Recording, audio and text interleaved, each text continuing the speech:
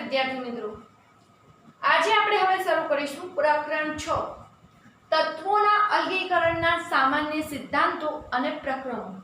આ પાઠની અંદર આપણે જોવાનું છે ખાસ જે પૃથ્વીના પેટાળમાંથી પૃથ્વીના પોપડામાંથી જે અલગ અલગ ધાતુઓ મળી આવતી હતી એને કઈ રીતેનું અલગીકરણ કરવામાં આવતું હતું, અલગીકરણ કરી એમાંથી ધાતુ કઈ રીતે છૂટી પાડવામાં, એનું શુદ્ધિકરણ માટે કઈ પદ્ધતિઓ હતી, તેના શું ઉપયોગો હતા, એ બધા વિશે આ પાઠની અંદર આપણે ચર્ચા કરવાની છે। શરૂઆતની અંદર તમને પુસ્તકની અંદર 1 થી 2 પેજની અંદર જે ધાતુઓનો જે અલગ અલગ ધાતુઓના જે અલગ અલગ કાળ હતા, જે એ સમયમાં જે ધાતુનું મહત્વ હશે, જે અમુક ઐતિહાસિક વસ્તુઓ હતી એની અંદર જે આ ધાતુઓ રહેલી છે એને ખાસ મહત્વ વિશે તમને સમજાવેલું છે। એટલે એ વસ્તુ આખી પાઠની અંદર કેમિસ્ટ્રીના મુદ્દામાં લાગુ ના પડતા એક ટાઈપનો કહીએ કે ધાતુઓનું મહત્વ દર્શાવતો ઇતિહાસ એની અંદર રજૂ કર્યો છે। એટલે એ તમારે ખાસ વાંચી લેવું। એમાંથી જે 1 માર્ક્સના પ્રશ્નો જેવું ખાસ પૂછાતું નથી, પરંતુ એનું જે ઇમ્પોર્ટન્સ હતું એ સમજાવવા માટે તમને આ 2 પેજમાં માહિતી આપેલી છે। હવે આપણે એને જોઈએ ધાતુઓના જે પ્રાપ્તિ સ્થાન હતા ત્યાંથી આપણે આ વસ્તુની શરૂઆત કરીએ। પૃથ્વીના પોપડા ઉપર જે અલગ અલગ તત્વો મળી આવે છે એની અંદર કાર્બન, સલ્ફર, ગોલ્ડ કહીએ, ઉમદા વાયુઓ કહીએ, આ બધા જ એવા તત્વો હતા કે જે મુક્ત સ્વરૂપે મળી આવે છે। આના સિવાયના જે બધા તત્વો છે એ સંયોજિત રૂપે આપણને પૃથ્વીના પોપડામાંથી મળી આવતા। સંયોજિત રૂપે એટલે દાખલા તરીકે ઓક્સિજન જોડે જોડાઈ ઓક્સાઇડ ખનિજ બનાવે, સલ્ફર જોડે જોડાઈ સલ્ફાઇડ ખનિજ હશે, બીજા બધા તત્વો સાથે કમ્બાઈન જોડાયેલા હશે। મુક્ત સ્વરૂપે બીજા બધા તત્વો હતા પૃથ્વીના પોપડામાંથી આપણે મળી આવતા નથી, અને જે આપણને પૃથ્વીના પોપડામાંથી મળી આવતી હશે બધી વસ્તુ એનું આપણે જે ખનિજ રૂપે આપણને એક ટાઈપે મળશે, એમાંથી તેનું ખનન કરીએ, જે આપણે ખોદકામ કરીશું, ખોદકામ કરી અને એમાંથી જે આખો જે આપણને મળી આવ્યો એને પાવડર ફોર્મમાં લઈએ, પછી એમાંથી અલગ અલગ તત્વો અલગ અલગ પ્રોસેસ કરી અને છૂટા પાડવામાં આવતા હોય છે।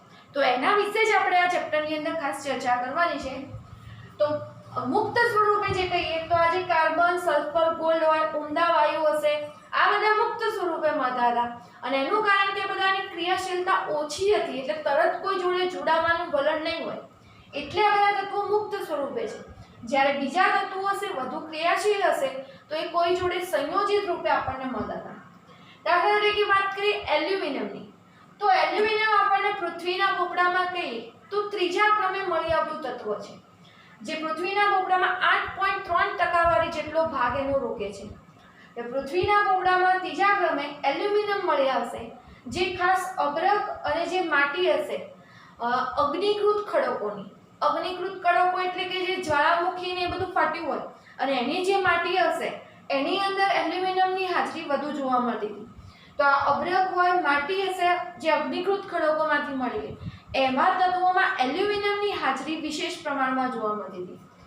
બીજું કે કેટલાક જેમસ્ટોન કહીશું, જે કેટલાક જેમસ્ટોન હતા જે Al2O3 ના અશુદ્ધ સ્વરૂપ હતા, અને આની અંદર ખાસ કહીએ કે માણેક જે Al2O3 નું જેમસ્ટોનનું સ્વરૂપ હતું, માણેકમાં ક્રોમિયમ અશુદ્ધિ રૂપે હશે, નીલમમાં કોબાલ્ટ જે કહીએ એ અશુદ્ધિ રૂપે હશે। આ માણેક, નીલમ એ કેટલાક શેના ઉદાહરણ આપેલા છે જેમસ્ટોનના, જેની અંદર બીજા જે ક્રોમિયમની માણેકમાં અશુદ્ધિ હશે, કોબાલ્ટની નીલમની અંદર અશુદ્ધિ હશે, આ પ્રકારની અશુદ્ધિ રૂપે અંદર ભેગા આવેલા હશે। પછી વાત કરીએ પૃથ્વીના પોપડામાં બીજા ક્રમે મળી આવતું તત્વ તો Fe આયર્ન કહીએ, લોખંડ રૂપે જે ઓળખાય છે આપણે, કે જે આપણે બાંધકામમાં ને એમાં મહત્વનું ઘટક છે। તો પૃથ્વીના પોપડામાં જો વધુ પ્રમાણમાં મળી આવતું જો બીજું તત્વ હોય તો એ Fe નું પ્રમાણ હશે। અહીંયા બીજી ખાસ વસ્તુ ધ્યાનમાં રાખવી, અહીંયા જે પ્રમાણને ટકાવારી આપણે દર્શાવી છે એ ફક્ત ધાતુ તત્વોની, જે ધાતુ તત્વો હશે એ કેટલા ક્રમે મળી આવતા હશે જે તત્વો એની વાત છે। આખા પૃથ્વીના વાતાવરણની દ્રષ્ટિએ કહીએ તો આપણે ટકાવારી અલગ હશે, પણ અહીંયા ફક્ત પૃથ્વીના પોપડાને ધ્યાનમાં રાખી અને ટકાવારી જે આપેલી છે એનું મહત્વ। બાકી આપણે વાતાવરણમાં ટકાવારી ઓક્સિજનની ને નાઇટ્રોજનની એ બધાની લેતા તો આપણે દર્શાવી છે નાઇટ્રોજન 78%, ઓક્સિજન 21%, પણ અહીંયા પૃથ્વી ઉપર જે રહેલા છે તત્વો એનો આ ક્રમ આપેલો છે, અને એ ક્રમ પ્રમાણે આયર્ન Fe જે કહીએ, લોખંડ કહીએ, એ આપણને વધુ પ્રમાણમાં મળી આવતું હતું। અને પહેલા નંબરે કેમ આપણે સિલિકોનને લેતા હોઈએ છીએ, માટી રૂપે કેમ વધારે હોય છે સિલિકોન, એટલા માટે ખાસ. તો આ બધા જે તત્વો છે સંયોજિત રૂપે ખનિજ રૂપે મળી આવતા હતા. જુદા જુદા તત્વો માટેની ખનિજોના નામ, જે ખનિજો હશે અલગ અલગ હોય. કયા તત્વની ખનિજ છે કઈ રીતે નક્કી કરવામાં આવે, તો એમાં એ ધાતુનું ટકાવાર પ્રમાણ જેમ વધુ હોય એમ એ તત્વની ખનિજ નક્કી થતી હોય છે. બીજું કે જેમાંથી એ ખનિજમાંથી તત્વ અલગ પાડવામાં આવતું હશે તો એ તત્વની ખનિજને આપણે કાચી ધાતુ રૂપે પણ ઓળખતા હોઈએ છીએ. આપણે અહીંયા કેટલાક તત્વોના પ્રાપ્તિ સ્થાન માટે એની જે ધાતુ અને એની અયસ્ક કઈ હશે, અયસ્ક મતલબ કે કાચી ધાતુ કઈ હશે જેમાંથી એ તત્વ મેળવવાનું આવતું હશે એની વાત કરી છે. તો પહેલી ધાતુ લઈએ એલ્યુમિનિયમ. તો એલ્યુમિનિયમની જે કાચી ધાતુ હતી, જે અયસ્ક હતી, જે હતી એક બોક્સાઇટ હશે અને એક આવતી હતી કેઓલિનાઇટ. એટલે બોક્સાઇટમાંથી મોટા ભાગે એલ્યુમિનિયમ છૂટું પાડવામાં આવે. બીજા નંબરે કેઓલિનાઇટમાંથી પણ એલ્યુમિનિયમ છૂટું પાડવામાં આવતું હતું.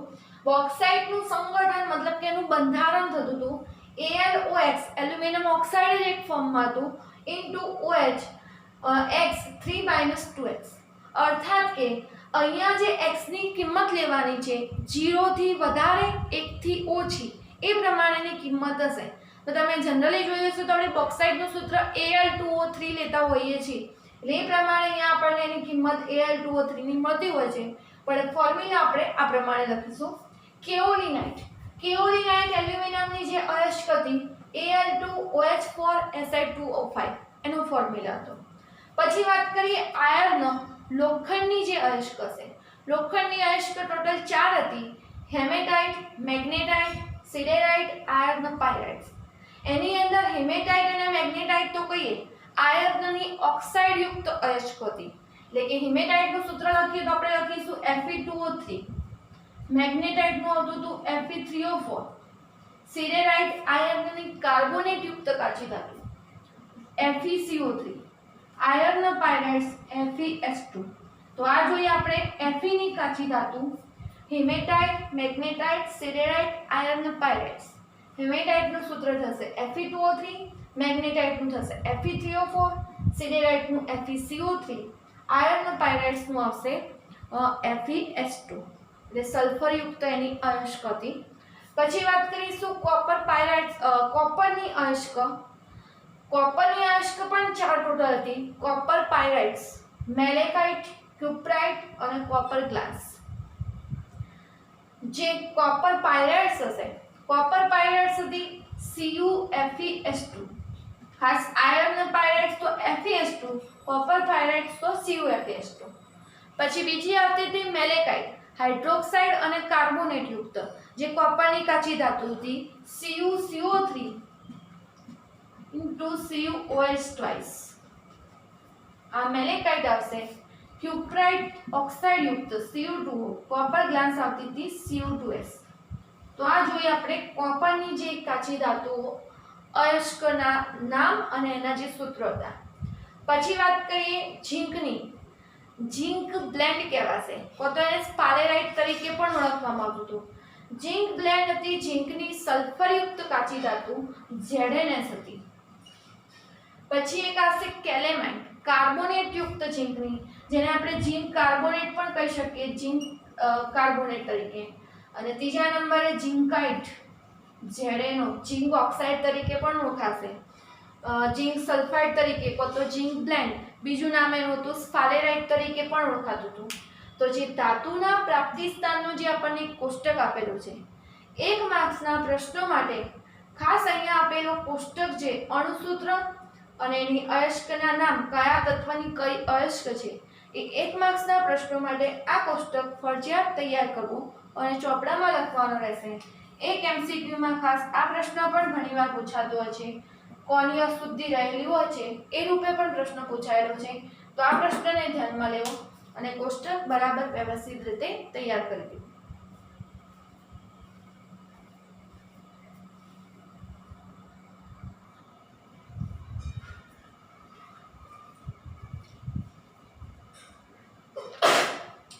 આપણે અહીંયા અલગ અલગ જે કાચી ધાતુ હતી એના માટેના જે અલગ અલગ ધાતુઓ કીધી ધાતુઓ માટેના અલગ અલગ અયસ્ક કાચી ધાતુઓ જોઈ.